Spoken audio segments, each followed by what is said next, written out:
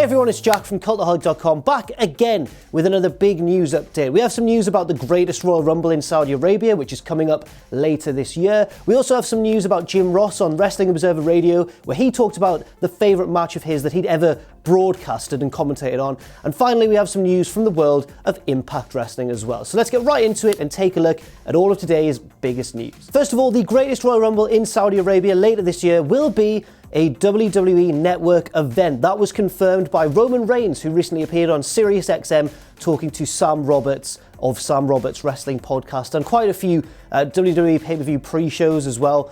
It's an exciting piece of news because I thought when this news broke, I thought it would just be a live event in Saudi Arabia. It would just be a special kind of one-off thing. Yes, it would feature a huge Royal Rumble, but I didn't think it would get paid really the proper attention on a global scale. But it turns out the very opposite is happening, and we will be able to tune in for that on the WWE Network. Several huge names are already confirmed. I don't know whether they're confirmed for the Rumble match itself, but certainly to appear on the show, including Triple H, John Cena, I think Kurt Angle as well. There's rumours that Chris Jericho could make an appearance.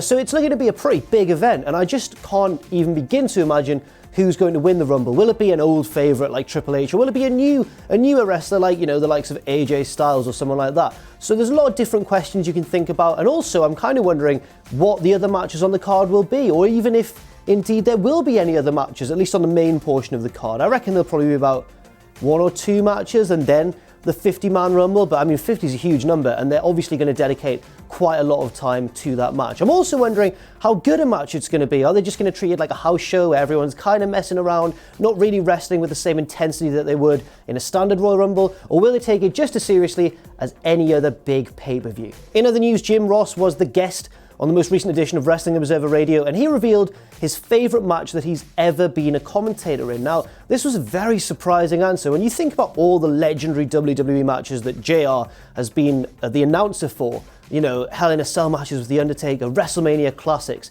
but he instead went for last year's Kenny Omega versus Tomohiro Ishii match at the New Japan show in Long Beach, California, part of that tournament for the IWGP United States Championship, their new title, which they debuted last year. I think this is a very surprise. I'm not doubting that it was a wonderful match. It was one of my top 10 New Japan matches of last year, and it was in the video list that I did as well. You can check that out on the channel. But when you look at JR's history and all of the matches that he's commentated on, I really don't think it's up there in terms of like a big moment. He might have just been talking about it in terms of like a pure match and like just purely in ring, like in a vacuum, like that match on its own. But when you consider some of the other matches he's commentated on, I was very, very surprised indeed. If you haven't watched the match, obviously check it out. There's a very iconic moment in the match where Omega has Ishii on the apron and he's about to hit him with, I think, a dragon suplex off the apron through a table on the outside. And in his desperation, Ishii, with his hands like tied up by Omega, bites down on the top rope to avoid taking the move, and then eventually takes the move anyway. But it's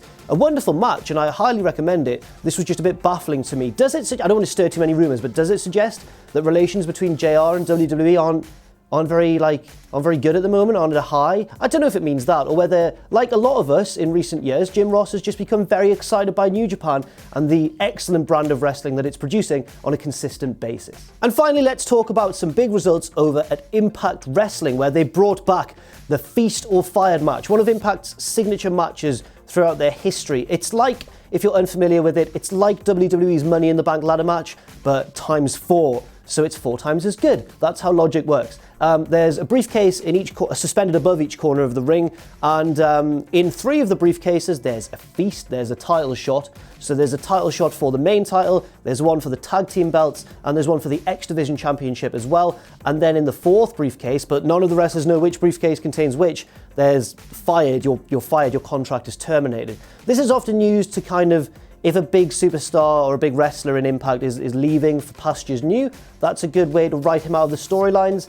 Many people have a problem with the match though, because essentially you're rewarding someone for winning the match or winning one of the briefcases by firing them. So it's a bit of a logical, a lot of people don't like it, but it does lead to some exciting spots, I guess. The winners of that match, and the briefcases are open next week, so we don't yet know who's got which title shot, who's being fired, but the winners of the match were Moose, P.T. Williams, Eli Drake, and EC3. I wonder which one could have accidentally grabbed the fired briefcase? I think I know, judging by who's been appearing on NXT recently. Obviously, Impact is taped in advance, so this would have happened before they actually left. I'm not spoiling it, but you know who I'm talking about probably. This was obviously taped before they left WWE. Impact, to their credit, know this, and they've been quite sarcastic and quite funny about it on Twitter, and so is the wrestler in question. He's responded in a bit of a funny way, so find those interactions if you want, but I'm not going to spoil it. It's just that if you know who's recently joined NXT, you'll know who got the fired briefcase. It's quite obvious. Oh dear. That's all for now. Thank you very much for watching this news update. I've been Jack from Cultaholic.com, or Jeff from Colorado, as the captions often say. You can follow me on Twitter at JackTheJobber. You can follow all of us at Cultaholic, and you can check out our Patreon if you wish, patreon.com/Cultaholic. Thank you very much again for watching, and never forget, of course, to join us.